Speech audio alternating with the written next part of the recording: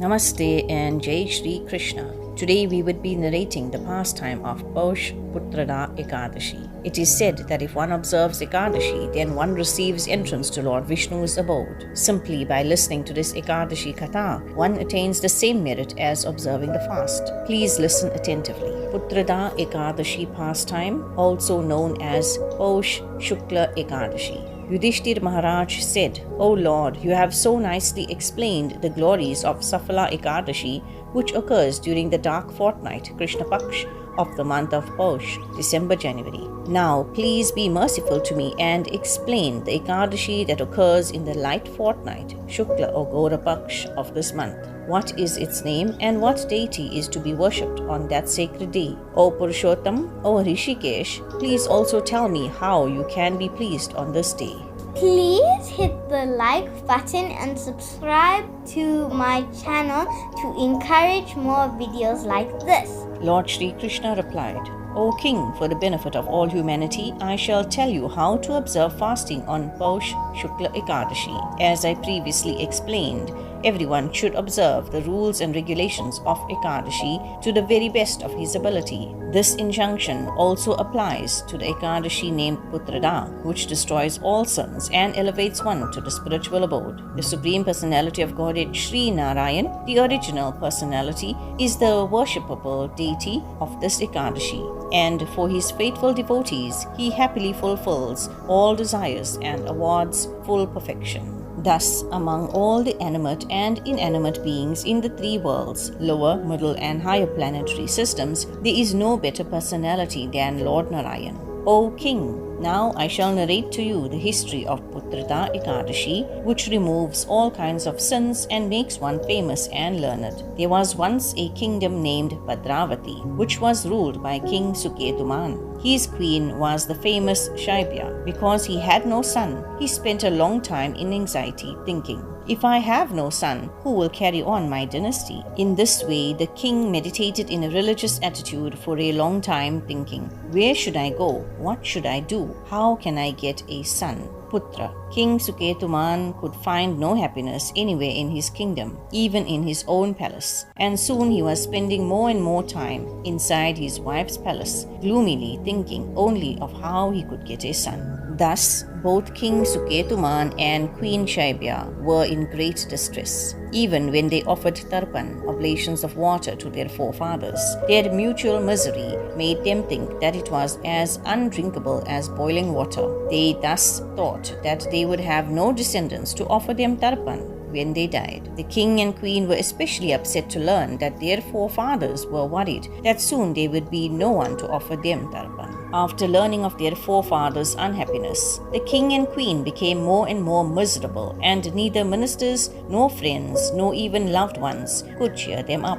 To the king, his elephants and horses and infantry were no solace, and at last he became practically inert and helpless. The king had no peace. He remained in anxiety day and night, from morning to evening, and from the time he lay down to sleep at night until the sun rose in the morning. His dreams were equally full of great anxiety. Suffering such constant anxiety and apprehension, King Suketuman decided to end his misery by committing suicide. But he realized that suicide throws a person into hellish conditions of rebirth, and so he abandoned that idea. Seeing that he was gradually destroying himself by his all-consuming anxiety over the lack of a son, the king at last mounted his horse and left for the dense forest alone. No one, not even the priests and Brahmins of the palace, knew where he had gone. In that forest, which was filled with deer and birds and other animals, King Suketuman wandered aimlessly, noting all the different kinds of trees and shrubs. All were beautifully decorated with fruits and flowers. Beholding all the animals accompanied by their mates and offspring, the king remembered his own kingdom,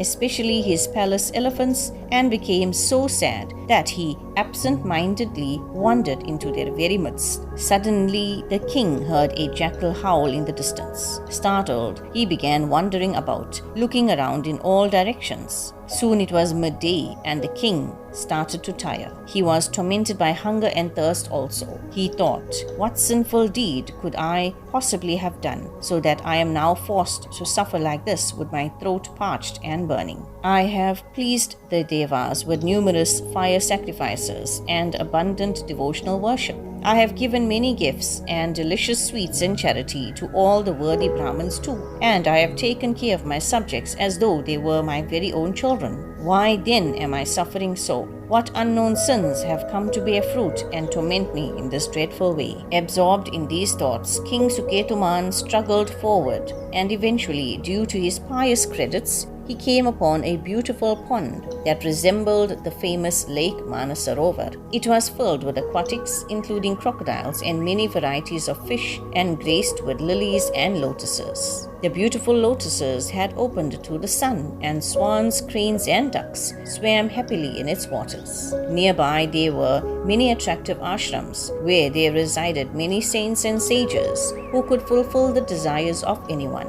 Indeed, they wished everyone well. When the king saw all this, his right arm and right eye began to quiver, a shagun, sign for a male that something auspicious was about to happen. As the king dismounted his horse and stood before the sages who sat on the shore of the pond, he saw that they were chanting the holy names of God on japa beads. The king paid his obeisances and, joining his palms, glorified them. Observing the respect the king offered them, the sages said, "We are very pleased with you, O king. Kindly tell us why you have come here. What is on your mind? Please inform us what is your heart's desire." The king replied, "O great sages, who are you? What are your names? O auspicious saints, why have you come to this beautiful place? Please tell me everything." The sages replied, "O king, we are known as the 10 Vishwa Devas, the sons of Vishwa, Vasu, Satya, Kratu, Daksh, Kala, Kama, Driti, Pururava, Madrava, and Kuru.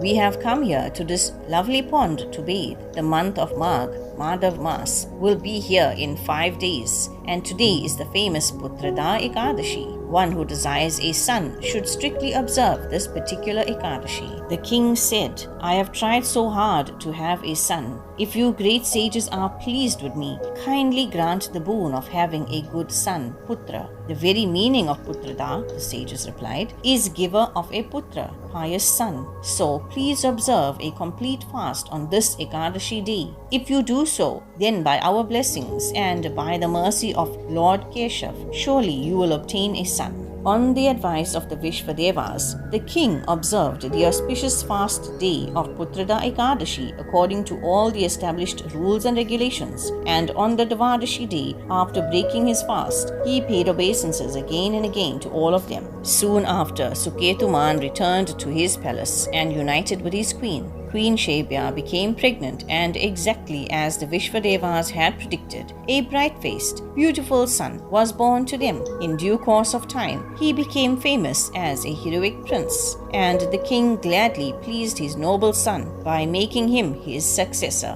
The son of Suketuman took care of his subjects very conscientiously, just as if they were his very own children. In conclusion, O Yudhishthir, one who wishes to fulfill his desires should strictly observe Puthradaa Ekadashi. While on this planet, one who strictly observes this Ekadashi will surely obtain a son, and after death he will achieve liberation. Anyone who even reads or hears the glories of Puthradaa Ekadashi obtains the merit earned by performing a horse sacrifice. It is to benefit all humanity that I have explained all this to you. Thus ends the narration of the glories of Paush Shukla Ekadashi or Puthradaa Ekadashi from the Bhavishya Puran. Namaste. Hari Bol.